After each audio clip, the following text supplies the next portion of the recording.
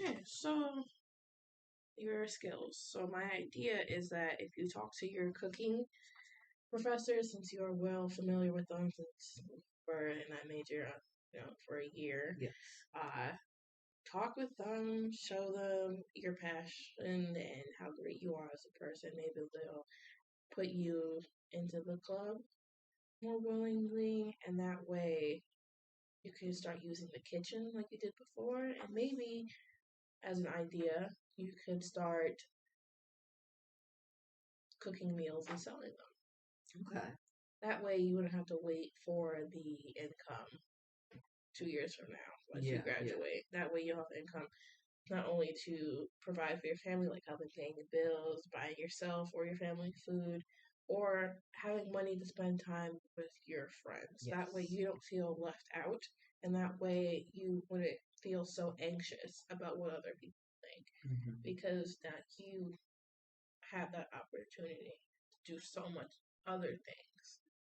Yes. And yeah, so you have so many opportunities to do a lot of other things. And hopefully you'll be able to have fun doing those things because you really, as what you're saying to me, you don't really have much fun. And I feel like that loss of fun in your social life really does take a toll on you or as any individual, right? So Yes. that is an idea that you can sit on, and we could add that into one of your goals, and we can see how that works for you next session. Okay. Okay. Is there anything else you want to discuss? I mean, I guess I do sort of maybe want to touch on my brother a little bit, talk about him some, if we have time for that. we do. Okay. So with the relationship with your brother, like, how does that stand? Like, with with you. At the moment, our relationship is sort of non-existent. Mm-mm. But I mean, when we were younger, we were very close. He was always, I don't want to say there for me because, as a kid, I didn't really have any struggles. I was so carefree. Things were so much nicer then. But he would take so much time out of his day whenever he was finished with his homework. The first thing he would do was come to me. We would walk to the playground together. He would, watch me as I played there, as I, you know, connected with other kids, and he would just be watching me. He would talk to me the whole walk back, you know, just update me on how he was doing with his classes, and I think middle school, and I was still in elementary. We were young, and it felt like things were, always going to be that way. He was always going to be just that older brother for me, and um, he was a young teenager when he started using, and um, from that point onward, I guess things just snowballed. It got progressively worse and worse. He would spend more and more nights away. No, neither of our parents knew where he was going, just that it was somewhere on the streets. And there were some nights where my dad would go out looking for him and would never find him until he decided to come back, and he would come back less and less. And I think the last time I saw him was 5 years ago.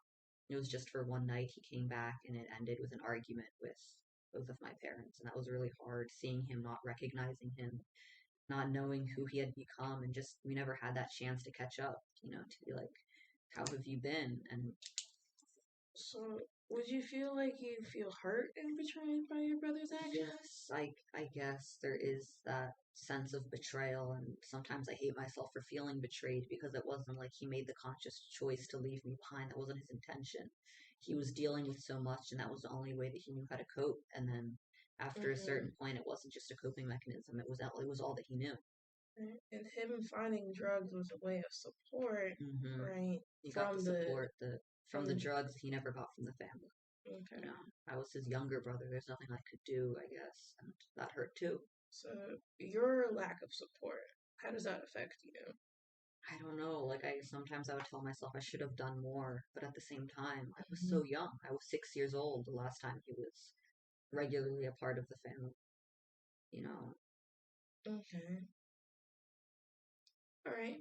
I mean, so your brother, right, Yes. turned drugs Yes. around like 15, 16, Yes. right? Yes.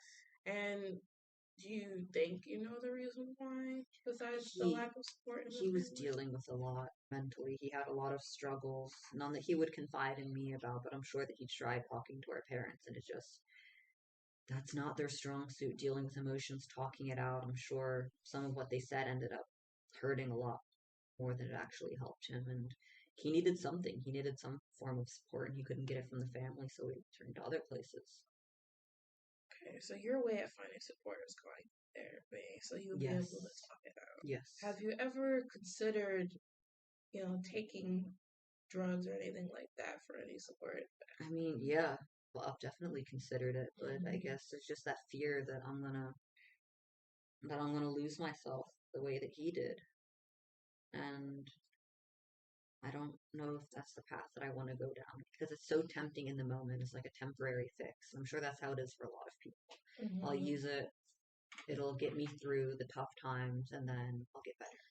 But I don't think I will because my parents also dealt with substance abuse. It was never drugs, but they were both alcoholics. My dad, especially. My mom doesn't actively drink, but my dad still does. And I feel like that also contributed to my brother. Like, we absolutely have addictive genes. And I know that if I start, I'm not going to be able to stop. And my life is going to go down the same path. And I can't do that. So that's good that you're reflecting and, making sure you don't go down that same path. It's Hmm. also good that you recognize, that destructive path and how it affects not only like your family but people around you as Yeah. well. And that does help you, you know, realize who you are as a person and what's best for you, right? Hmm. So our purpose for therapy is helping ourselves Yes. become a better person Hmm. and help us feel more tranquil with our mental state, Yeah. right? And it's good that you have your support of therapy, but it's also good that you also have the support of your family as well, because everything starts from home, right? Yeah. Yeah. And I believe that although your family is not the biggest support, but like you said before, family showing love is through giving, right? And maybe if you start, giving to them and they get back and so forth and so forth, maybe you can kind of rebuild that foundation you have as a family. So Yeah. where you can build that support from your family again so that you have someone to rely on and not just yourself, right? Yeah. So as something we could also work on is building that support again. Because I think that with everything that's going on with your family, that the support between each other and that connection is no longer there Mhm. because of the issues with your brother. Yeah. Okay? So, yeah, so that's just something that we can work on later Okay. on. So, okay. I think. Okay. So, on an emotional standpoint, how do you feel today's therapy session? Definitely felt good being able to talk about these Mm-hmm. things because I've never been able to share any of these things with anyone else.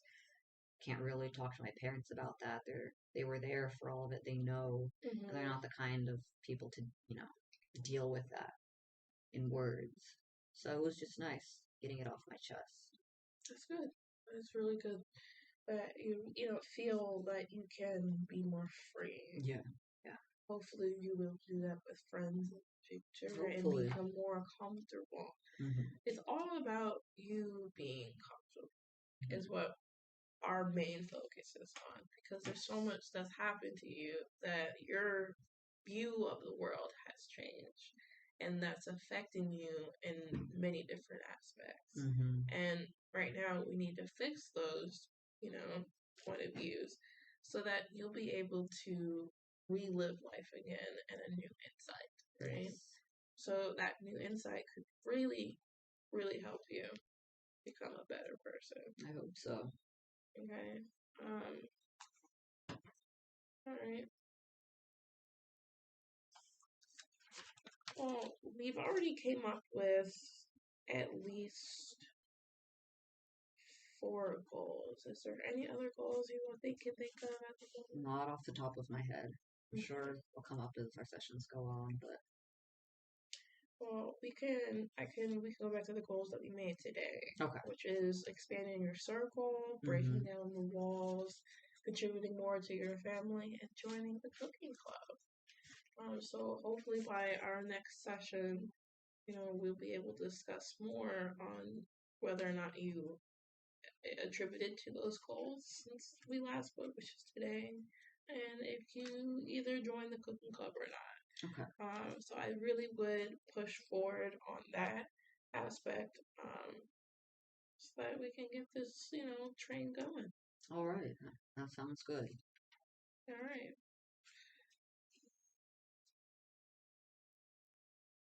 All right. All right. So, anything else you want to talk about? Nope. I think I've covered everything. All right.